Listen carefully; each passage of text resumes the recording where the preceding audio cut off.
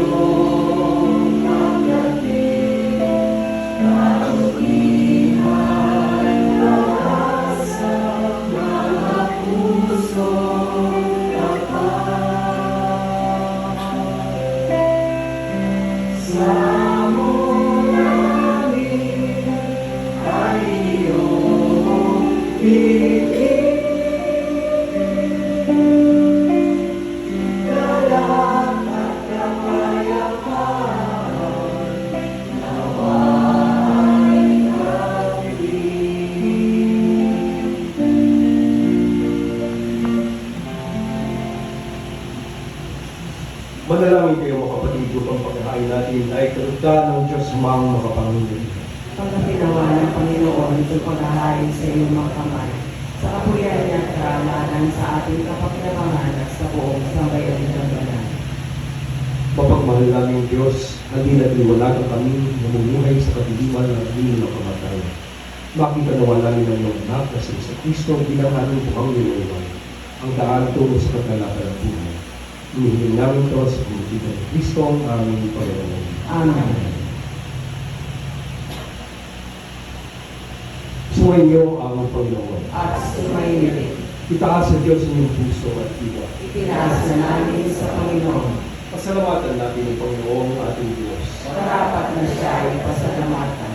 Ang maraming pagpangyarihan tuloy ng marapat at ikaw ay aming pasalamatan sa pamamagitan ng Kristo na aming Panginoon. Ang pagsusugo mo sa Kanya ay pinahayag ng lahat ng mga propeta. Ang pagsilang niya ay pinanabigan ng mahal at inutin ng unang-unay sa pangyarihan ng Espiritu Banal.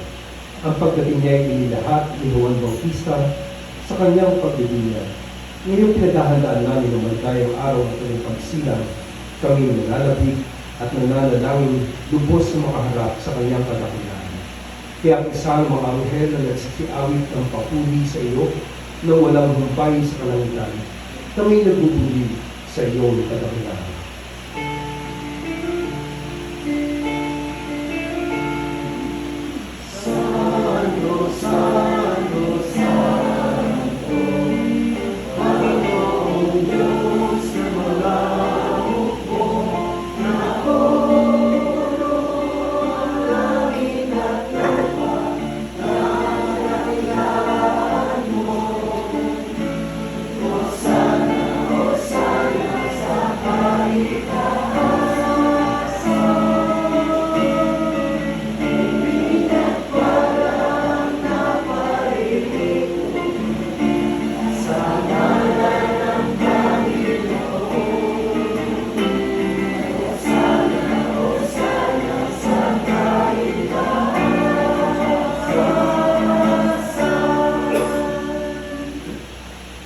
Ama naming banal, ikaw ang palangan ng kabanalan. Kaya sa pamamagitan ng iyong Espiritu, gawin mong banal mga kaloob na ito upang para sa amin, maging katawan at ito ng aming Panginoong Jesucristo.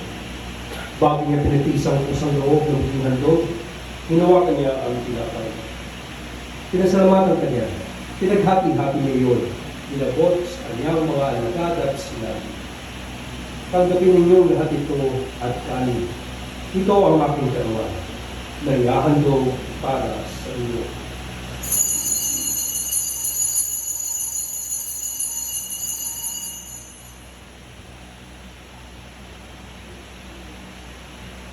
Kaya hindi naman na matapos sa kapilan. Ginawa kanya ang kalis, ngunit niya pinasalamatan. Inabot niya ang kalis, kanyang mga alagad at sinabi, tanggapin ninyong lahat ito at inumin. Ito ang kalis ng aking dugo, ng bago at walang hanggang itutan. Ang aking dugo ay bubuhos para sa inyo at para sa lahat, sa ipagkakatawad ng mga kasalanan. Gawin ninyo ito sa pag-alala sa akin.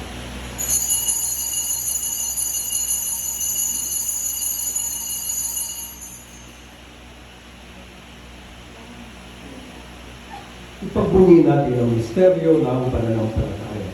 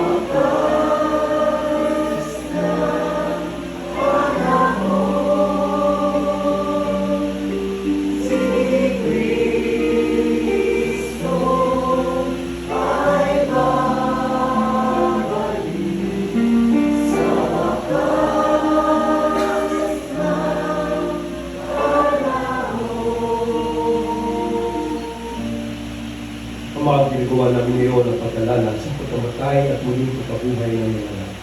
Kaya't iniaalay namin sa iyo ang tinapay na nagbibigay buhay at ang kalis na kapaloob ng kaligtasan.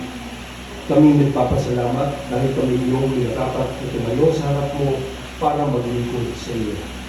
Isinasamo namin kami magsasalo-salo sa katawan at dugo ni Kristo ay mabuklod sa pagkakaisa sa pamamagitan ng Espiritu Santo.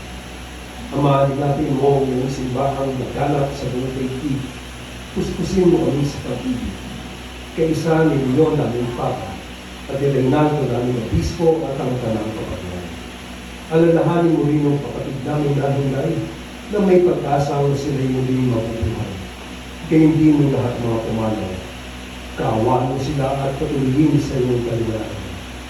Kaawaan mo at pagkakapati kami lahat na makasalo sa iyong buhay na walang wakas. Kaisa na mahalang Birhen Maria na ng Diyos, kaisa ni San Jose na kanyang kabiyak ng puso, kaisa ang mga apostol at lahat ng mga banal na namuhay dito sa daigdig ng kalugod sa iyo.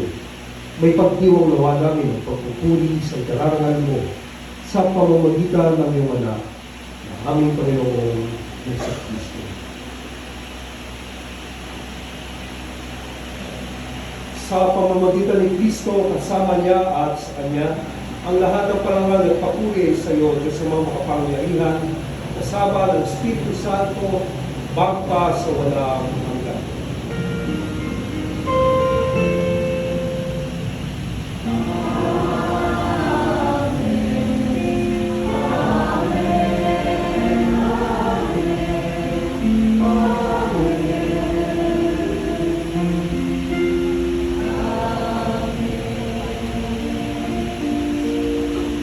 Sa tagubilin na nakatagaling ng utos sa turo ng Jesus na Panginoon natin ang Diyos, ipahayag natin ang lakas ko.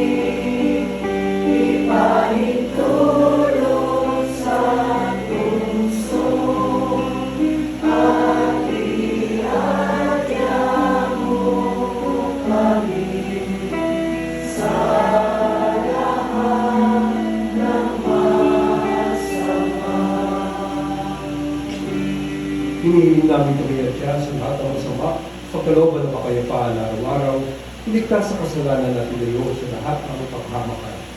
Samantalang aming pinananabikan ng ilang araw ng pagpapahayag ng tagapagligtas namin sa Kristo.